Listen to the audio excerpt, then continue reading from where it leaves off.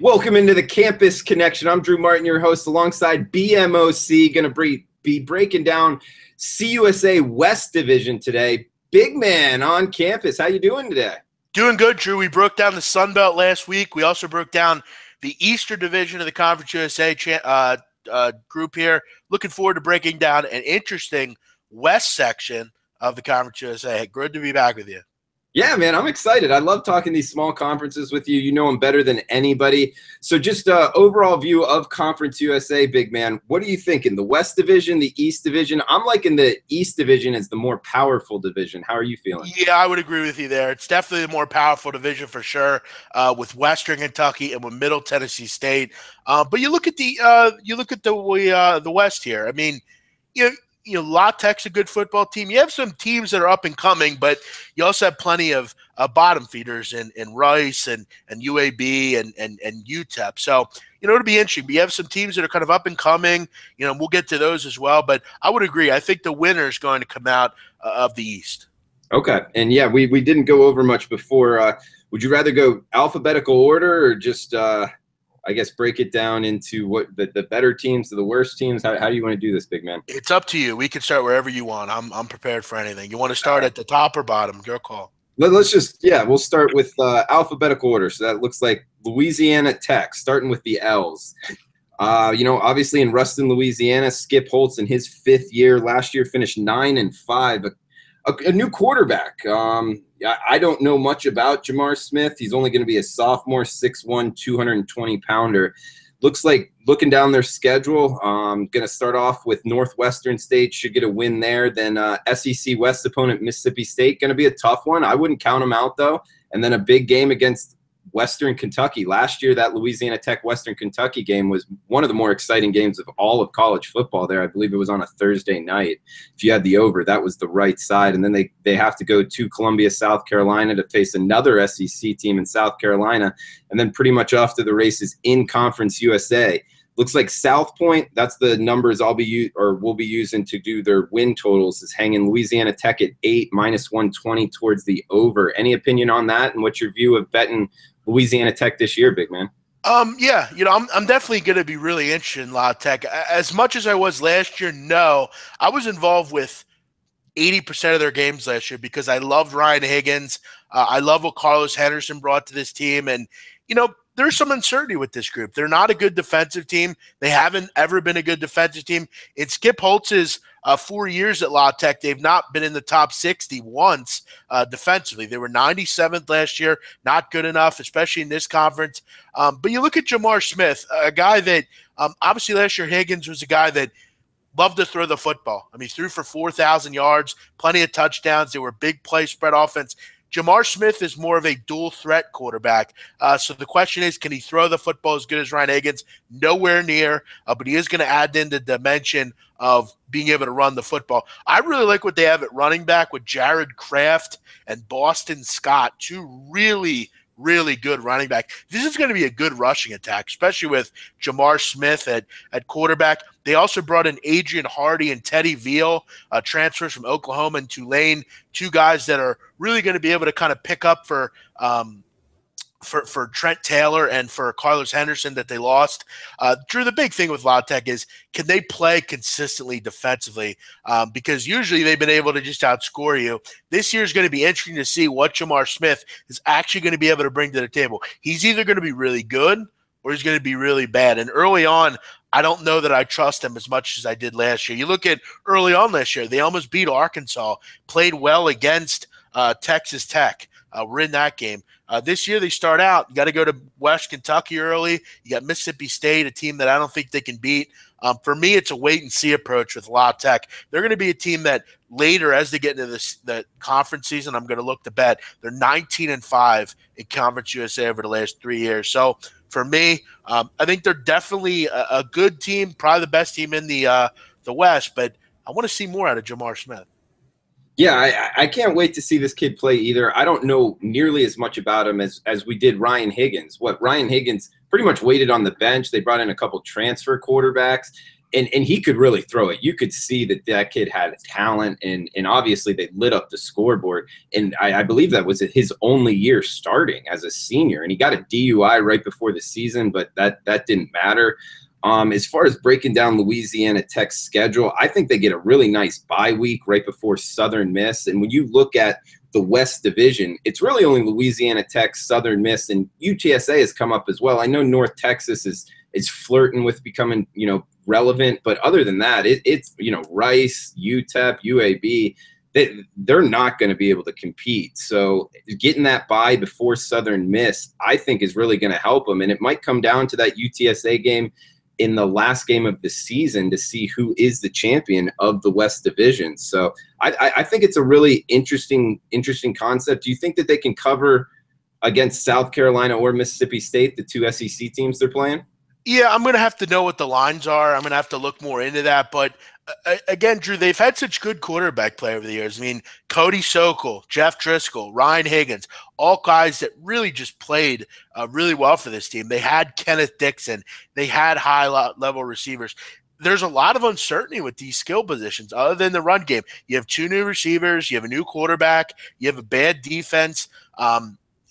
They're not going to be a team that I'll have much in my portfolio until we get more into the season. Like I said, they are 19-5 in this conference, but I'm just not sure I'm ready to get involved with them against an SEC school. Last year, yeah, but not so much this year. Yeah, good point. We need to see this quarterback play, and if he's nearly as accurate as Ryan Higgins was, in order to cover some of these spreads, which they'll likely be catching, possibly double digits in both of those SEC games. But yeah, let's move on to North Texas. Seth Luttrell in his second year, he really exploded. I mean, they went to a bowl game last year, I believe. The Heart of Dallas Bowl. And yeah, keep in mind, they did only go to a bowl game because of their academic standing. They only had 5 wins last year. We do need to point that out. But again, definitely a success from where they were, a year or two ago. This team, Drew, 2 years ago, I actually remember because – for whatever reason, I found this video in the SPR archive. They lost 66-0 2 years ago to a division, to an FCS team. Portland State. Right. And their coach was fired the next day. I remember doing a video because they played Western Kentucky the next week. And I did a video with Loshak on that. But, yeah, Seth Luttrell's done some really good things with this program. Yeah, absolutely. And last year they finished, you're right, 5-8. So, but they still went to a bowl game. I really like this kid, Mason Fine. Last year started as a freshman. He's undersized, but you can just tell he's a great a good athlete, a good quarterback coming there from, I believe, Oklahoma was where he played high school football. Under-recruited kid, comes into North Texas, plays in Seth Luttrell's offense, which is a high octane offense. As long as North Texas can play a decent amount of defense, I think that they can rack up some wins. And especially, their win total this year isn't 5 or 6, it's 4.5, a little juice towards the over at South Point. So do you have any opinion on their win totals or how you're looking to bet them this year, big man? Yeah, Mason Fine, a very good pro-style quarterback. He's the only 2-time Oklahoma Gatorade Player of the Year, set high school records for passing yards and touchdowns. I mean, really good player. And I think in this offense, it really just suits him well. He's got another year to kind of get under his belt. And look, I mean, we didn't mention Jeffrey Wilson yet, and he's one of the better running backs, I think, in this conference. Really good player, really did some good things last year in that bowl game. A really good bowl game in the Heart of Dallas Bowl. He played Army. It went to overtime. Army just was a little bit better, but you look at over the years, just such a transition. I mean, 25 points a game last year compared to just 15 the year before. So they're making leaps and bounds better defensively. They have that Larry Fedora-esque spread offense that has ties to Luttrell. And Drew, you also look at the big jump they made defensively. In 2015, gave up 41 points a game. In 2016, they only gave up 32. So they're making the necessary changes not only on the offensive side, but on the defensive side. Another year for Seth Luttrell, and for another year where I think they can go bowling. You look at early on, they'll beat Lamar. I think they can beat Southern Methodist. SMU's not very good. At Iowa, maybe a loss there, but you get UAB, you get UTEP, you got Rice. I wouldn't be surprised if they beat Florida Atlantic. They get that rematch against Army, which would be interesting. Army's, kind of on their level, I think, as far as kind of in a rematch there. You said their win total is at 4.5, Drew. I think that would be a colossal failure if they don't get the 5 wins. I think if they don't go back to a bowl, that would be a lost season for this group. They've made nothing but wholesale changes, and they benefited. I think they're a 5 or 6 win team. I really do, especially because their out of conference schedule is not bad. I mean, you get Old Dominion's in conference. I'm sorry, you get Iowa, which is tough, but other than that, you do have very winnable games here. Yeah, I mean, the CUSA, it's a hell of a conference. I think it's very underrated. And when you look down their schedule, you're right, Iowa. Other than that, out of conference, I don't think they're going to get blown out. You're right, FAU, I think they can hang in there. Southern Miss and UTSA, I think they're going to be up against it, but it's not out of the question. Louisiana Tech, kind of same thing. Old Dominion. Army, that's an interesting matchup, and it will be the 3rd time in like 13 months that these two play. They get that game at home, Drew. They get that game in Denton. So, I think I really believe they're a 5-win team. And I think to not go to a bowl game here, I think would be kind of would be a losing season for this team. But you get Jeffrey Wilson's a senior. So I think they're a 5-win team, 5-6 wins. And also another point to back up what you're saying, them going to a bowl. I believe last year they only had like 69 scholarships or something like that. So to be able to build up the scholarship number as well should help them later in the season. But Seth Luttrell's going to do some good things at a bigger school. I mean, maybe inherit a program that maybe isn't in the best standing and really kind of again, it might not be. I think if you looked at Baylor in like 2 years needing a coach, I could have seen Luttrell maybe making a move to a school like that. I think he'd be good for a school like that. He's obviously been able to fix programs, but a school similar to that maybe the next couple of years, I think he will make a dent at some school. This guy knows how to coach. He's young, but he knows how to coach. Yeah, no, great points, big man. And moving right down the line, alphabetical order, we got the Rice Owls, obviously in Houston, Texas. David Bailiff, he's got to be on the hot seat. I can't believe he made it out of last year. 11th year here, 3-9 last year, 5-7 the year before. Kind of a downtrend here for Rice. I don't know this guy, Sam Glaseman, the redshirt freshman. He's slated as the starter. Is Jackson Tyner? Do you have any, insight into their quarterback position there, big man? Not as of yet, but Tyner is really kind of the guy. Him and you mentioned Glaseman and Granado there as well. At the end of the day, I don't think it's going to matter either way because Rice will be among the worst teams in the country this year. I was surprised that Bailiff wasn't canned last year, but I guess we got to give the old boys club one more year, seemingly to fail again. 11 years at Rice, and really hasn't done much of anything. You look at last year, they gave up 30 points or more 9 times, 505 yards a game. They were among the worst pass defenses in the country, and this season is not going to start out good at all. You got to go on the road, and you're not just going on the road. You got to go to Sydney, Australia to play Stanford. The 32-point underdogs in that game. They're going to get blown off the map there. They come back home and got to face a UTEP team who I'm not sure they can beat. They're going to go play Houston, who they'll get crushed by. They got to go to Pittsburgh. They got Southern Miss and La Tech, Army, North Texas, Old Dominion. What do you got in a win total, Drew? Southbourne's hanging a 3.5. I can't count 2 wins, big man. Again, I agree with you 100%. I don't think you could make the case that I don't know that they'll win more than one game. I think the one game you have here is UAB, but we've talked about it with other teams. I think we talked about it with UL Monroe. There's no guaranteed game on this schedule. You don't have a Savannah State or a Lamar or a Houston Baptist. You don't have that on the schedule. So you really have to try to win games that you probably won't be a favorite in. I mean, if they're a favorite in any game, I mean, maybe both those UAB and UTEP games are on the road. There's really not an easy game on this schedule. It wouldn't surprise me to see them go winless. Honestly, I don't think they do anything well. I don't think they're going to do anything well. And I think at the end of the year, David Bailiff's going to be on the unemployment line because this is a bad football team, and it's going to be really, really tough in week 1. Yeah, I agree with you. I can't believe David Bailiff made it through last year. I actually like this under 3.5. I haven't bet it, but I really might be on the Owls under three and a One half. thing that I do wish that the books would do, and shout out to the books that do this. There are several books on the internet that give out in the NFL. You can adjust win totals. So let's say the win total is 9. You could go under 8 for a really good price. I wish they did this in college because I would literally take a shot with Rice not winning a game this year and get a great payout back because I don't know that I see it. And for guys like me that really delve into these schedules, I wish they'd give us a little bit more to bet because I really like Rice under 3.5, but I don't really want to tie my money up for 7 months, and it's kind of sucks that we don't have the ability to kind of mess with the line and get a better price back. Yeah, no, that'd be interesting. So if you could push it from what 3.5 to 2.5, and then get what like a plus 150 on that, and then maybe 2.5 to 1.5. I would, yeah. I mean, I would love to see a prop on like 1.5 at like plus 220 or something.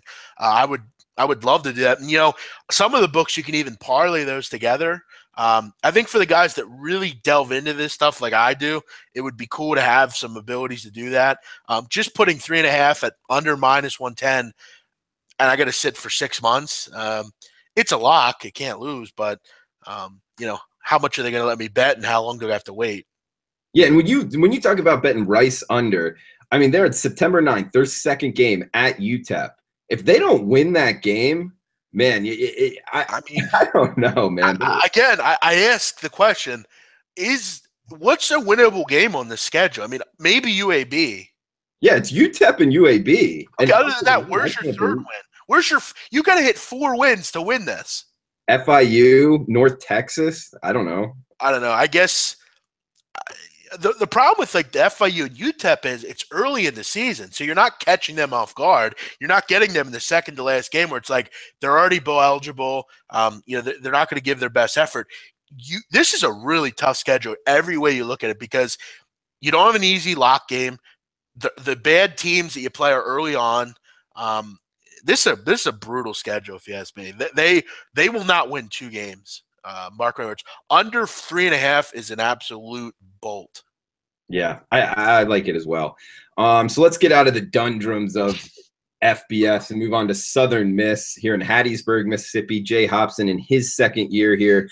Went 7-6 last year, 9-5 the year before. We remember 2014 when they went 3-9. That was a surprise for me, at least. Looks like their schedule, Kentucky. They've been starting off with Kentucky a few years now, at least 1 year, and then playing Southern, should get a win there, and at ULM should have another win there before their bye week.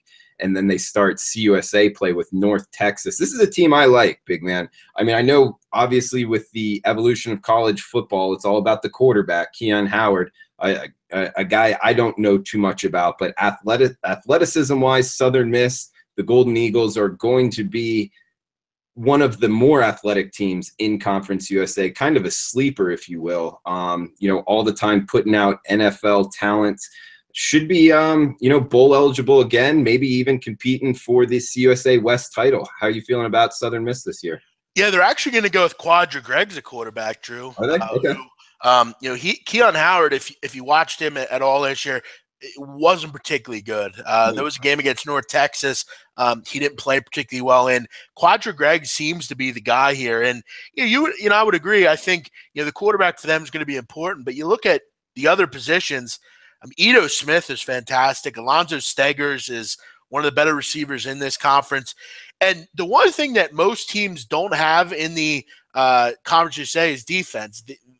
Southern Miss is a pretty viable defense. I mean, 10th last year in pass defense. They were a team that was very solid overall, 74th. And for Conference USA standards, that's pretty good. They only every starter on defense is a junior or senior. They're a well-oiled defense. They know how to play. And they faced these really good offenses before. And for a down year that we may expect from La Tech, I think it's Southern Miss's I think it's their division to lose, really. I think they're going to end up winning this division.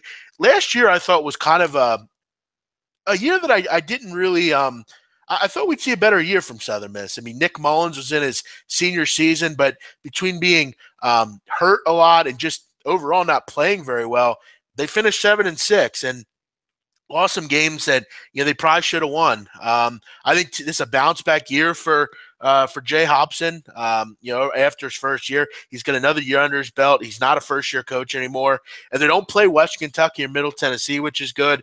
They do have to play Tennessee late in the season, which is kind of an interesting game.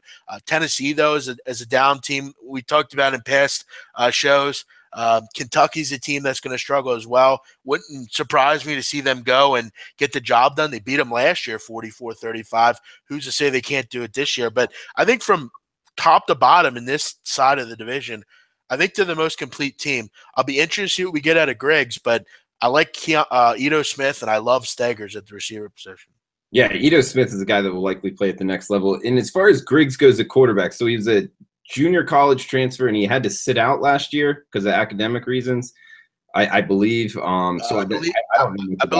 believe so. And from what I understand, some takeaways: he was good in their second scrimmage. He was good in both scrimmages. He's looking to Nick Mullins for some good tips and experience from him. But yes, he's a redshirt junior. All talk is he's been pretty good in the scrimmages and in summer practice. So I'm looking forward to seeing how he plays. But again, I think from a weapon perspective, I just think Southern Miss possesses better weapons. But a very similar situation here between La Tech and Southern Miss. Southern Miss, though, with the much better defense. Yeah, so Southern Miss might be the way to go in that matchup. And obviously a lot comes down to quarterback play, and Southern Miss has had good quarterback play multiple times in the last half decade. I mean, they had Austin Davis there, also Nick Mullins, like you mentioned. So if he can get, near that level of quarterback play, I think that Southern Miss could be a definite bet on team this year. And, I mean, they played LSU, they played Troy last year. They also lost to Charlotte, which was kind of the down point in their season. But then again, they did beat Kentucky. They made a bowl and won that bowl against UL Lafayette. So overall, a good season, and I think they're going to be better this year. I think they're an 8 or 9 win team. I really do. I think they lost to Troy too, right? They did. They lost to Troy 37-31. Yep. That was an interesting game. If they don't play Troy, they don't play LSU. They get Kentucky and Tennessee. Two, wouldn't surprise me, winnable games. Yeah, at least be competitive for sure. Yep. All right, UAB Blazers heading back into football relevancy here. They haven't played since 2014 when they went 6-6. I don't think they went to a bowl that year for whatever reason. Looks like Bill Clark is the head coach, playing there in Birmingham, Alabama. This is a tough one to handicap, big man. I mean, I've read a couple clippings of they have talent, but also at the same time, I mean, you haven't played a game since 2014. What can you really expect? Starting off with Alabama A&M, that's going to be a tough game to handicap. And then at Ball State, I mean, Ball State isn't all that, but another tough game to handicap. And then Coastal Carolina. So as far as, you could see them 0-3, you could see them 3-0. It's not like they're playing a lot of talent here. But then after that, it's going to be a tough road for them. I mean, other than UTEP and Rice, also Charlotte. So you see CUSA, they are getting not the most talented teams on their schedule, so they could have success. But at the same time, UAB in their first season since 2014. How are you looking to bet the Blazers, big man? It's interesting. UAB, they actually have their two quarterbacks, A.J. Erdley, who was a Middle Tennessee State guy. He transferred after Stockstill obviously became their guy. And then 2015 Mr. Football in Alabama, Tyler Johnston, their other quarterback. So, they have two guys that are, I think, capable. But, look, this is a tough one to cap. A great point by you. They're a school that I was surprised to see downsize. They weren't that bad as far as when they were up at the FBS level. But I don't have much just because I didn't really look much into them just because I don't have much to go off of. I look at their schedule. You're right. I mean, Alabama A&M, for as bad as UAB is going to be, they'll beat a SWAC opponent. Ball State, I mean, they might be one of the worst teams in the country this year, but I think that's really it. You look at the rest of the schedule, every team on the schedule is better than them. Maybe Rice late, like you said, but, Bill Clark, obviously, grabbing a program here that has to rebuild. You add some junior college guys, you add some recruits, and you try to kind of build it up again. But it's going to be a long way away just because there are much better teams in this conference. They'll be among the bottom 5 worst teams in the country, I think.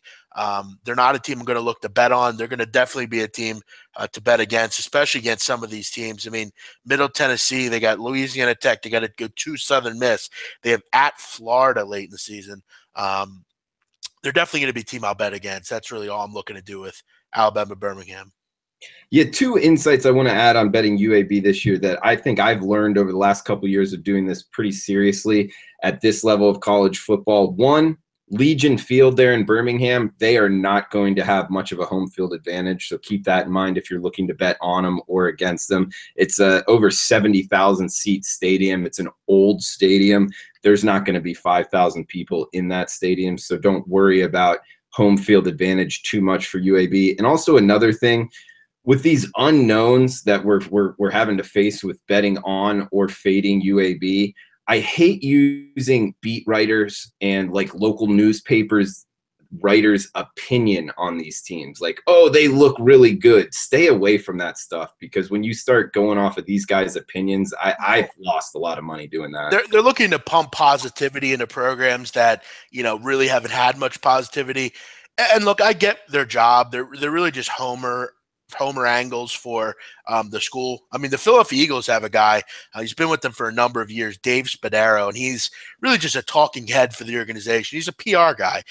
He says everything that's good about the program or the team, and even when Chip Kelly was ousted, I mean, he's still maintaining that, you know, they're in fine position and just the old crap. But I will say one thing about UAB. They're not going to be a fun team to watch, but they have a kid on their defensive line. His name is Anthony Rush. If you get a chance to check him out, drew 6'6", 352. He's just a monster. I'm going to look forward to seeing him and some of the damage he can do. But I think you make a good point. Don't buy into some of these beat writers. Know that you're getting a beat writer that doesn't have a rooting interest. He's not some manager for the team or something like that. He's actually works for a publication. He's being transparent. He's not just trying to pump up a program coming out of the doldrums of FCS. Yeah, well said, big man. All right, UTEP Miners, Sean Krugler in his 5th year. He's another guy I was surprised made it out of last year. And using your bit, he may be in the unemployment line at the end of this year. At Oklahoma to start off, that's going to likely get ugly. Looks like what South Point is hanging a 2.5 win total. This is another team where it gets hard to find wins. I mean, you see Rice on there. At New Mexico State, I think they're going to lose that war on I-10. Other than that, I mean, I don't – at UAB. So I see possibly 2 wins, maybe 3. 2.5 seems like the right number to me. Any opinion on UTEP this year, big man? Yeah, I think this number is right. I think 2.5 is just fine. I mean, I think they'll win 2 games. But other than that, another team with no real guarantee on their schedule. At least UAB has – Alabama A&M. I mean, there's none of that on this schedule. And, you know, they won 4 games last year, which I thought was pretty good from them. I mean, Ryan Metz was boring. Luckily, they had Aaron Jones, though, a guy that was really their whole offense. He's gone now with the Green Bay Packers. I agree with you. Don't really understand why Kugler got another year last year. You know, Drew, I always go back and have a soft spot for UTEP because the biggest bet I've ever made in college football was last year with Army against UTEP, and I know you, I believe, were on the other side of that game, but we won't dig that up. I do want to point that out, though, that I always have a soft spot for the Miners just because of that. But overall, they were a team that struggled defensively. They really can't lean on anyone now. Aaron Jones is not walking through the door for this team. Ryan Metz has to be the guy now, and are they going to be UAB bad? No, but they're going to be right there. They're a 2-win team, maybe 3 wins, but just not a lot of value in betting them. They're a boring football team. They don't do much to really excite. It's interesting that you dug that game up, big man. UTEP Army. Okay, I can remember going into that game thinking UTEP, you know, running focus. Yeah. I believe they had either a day or 2 extra to prepare for the option. I'm not sure on that, but you know, that was the game where I took the most grief after. I mean, everybody was jumping on me. What did I see? Well, you know, I think here's where I would not jump on you too bad. UTEP was at home in that game. Mm-hmm. They were a team that was similar to Army. They at least had a quarterback that could throw the football, though. And, again, I mean, we have to remember Brandon Jackson passed away the week before that game. For most teams, that would bury them. They would not be able to perform the next week. My whole angle was, I just know how military people are. They back up their fallen brother. And I don't think anyone thought it'd be 66-3 or whatever it was. But, at the end of the day, I've lost those before too. So I was just honestly, I really wasn't looking to mess with you there. I just remember I always will have a small spot for UTEP. Drew, how about this? Let's both bet against them week 1 against Oklahoma. How about that? Let's lay the 44 and take Oklahoma. We can get all. And some things to learn that I learned from that. When you're betting on or against the option teams, one thing that I have learned is if you can't stop the option in the first quarter, you're not going to be stopping it in the third and fourth quarter. It's only going to keep building. And that's what happened in that game last year. It was just a special day for Army. They just kept rolling and rolling and rolling. And, the final score wasn't, I don't think, indicative of the game. It was just they couldn't stop it. And the option's tough to prepare for. They don't run it a lot in this conference. So I think that really helped. Yeah, no, that's funny. One of your happiest memories is probably arguably my worst memory of betting college football. So that's why. Let's get out of the doldrums again of FBS, one of the worst teams in UTEP, and move on to UTSA. The Roadrunners, Frank Wilson, in his second year, he's done a hell of a recruiting job, although there's some kids getting in trouble. UTSA, they're in San Antonio. Actually, never mind. I confused Texas State with UTSA. The Roadrunners, Frank Wilson has done a great job recruiting. Got a good quarterback there in Dalton Stern. Starting off with Houston. That's an interesting matchup week 1, big man. And South Point opening UTSA at 7 wins as a season win total. That's it's an interesting number. I mean, I do think they will be going bowling, but how do you feel about the Roadrunners this year? Yeah, it's a little bullish. I mean, they went from 104 to 65 last year offensively, really kind of picked it up. Dalton Sturm really kind of, inserted a lot into this group, a good player, 20 passing touchdowns last year, 6 rushing touchdowns. He's kind of a dual threat guy. I think 7 is, again, if we look at the schedule, it's a little bullish, I feel like. I mean, I think they're going to start 0-2. I don't think they'll beat either of those teams. Southern they'll beat. Texas State they'll beat. That's 2. I don't think they'll beat Southern Miss or North Texas. 3. I think they're a 6-win team, honestly. Marshall's a lot better. Florida International got better. La Tech got is better than they are. But again, you want to look late in the year.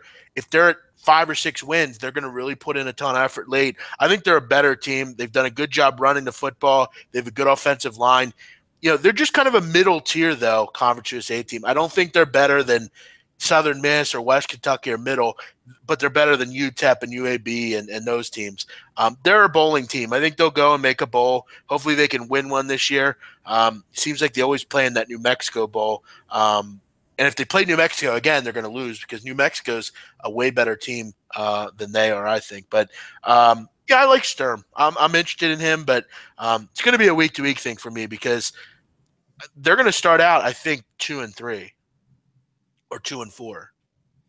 Yeah, no, at North Texas, you brought that up as a loss. I'm not so sure. I like UTSA a little bit more than North Texas. I know it's in Denton, but yeah, I think it's all about defense. I really think it's who's better defensively. 2 teams that are kind of on the same level as far as defensively. It'll be a close line. I mean, I think it'll be close to a pick 'em, I would imagine. Maybe -3 for North Texas.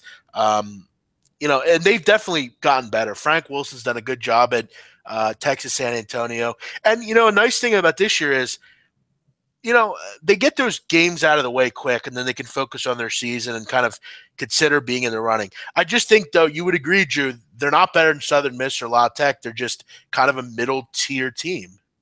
Yeah, they're not better than Southern Miss or La Tech, but Southern Miss and La Tech are 2 of I guess the class of this division. So other than them, I think that they're better than everybody in the division. And the out-of-conference, Houston and Baylor, you know, it's kind of the little brother syndrome going on where they're going to be gunning for him there in the beginning. They'll maybe cover those games, and if you have the number up in front of you, I'd like to see what the number is in Houston UTSA. I don't remember it offhand, but I look at it similar to like a couple years ago. It was actually, Drew, the first video I ever did with SBR. I remember the game. It was Tulsa against Oklahoma, back when Dane Evans was like a junior, I think, and they were getting 31.5 against Oklahoma. And I remember I took Tulsa in that game. They covered the game, and I looked at it like you did, the little brother situation. A lot of these guys weren't recruited by Oklahoma or by Texas. Do you have a number in that game? The Houston UTSA, yeah, it's a game you want to shop around. JustBet has it at 12.5, and Pinnacle has it as high as 13.5.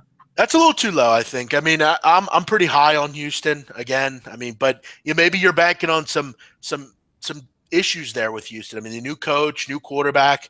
But I think 12.5 is a little too low. If I'm getting 17.5, 19, maybe I'm looking at it, but under 2 touchdowns, I'm not too interested. But, UTSA will continue to get better, and they've done that. They're a lot like North Texas, 2 really similar teams.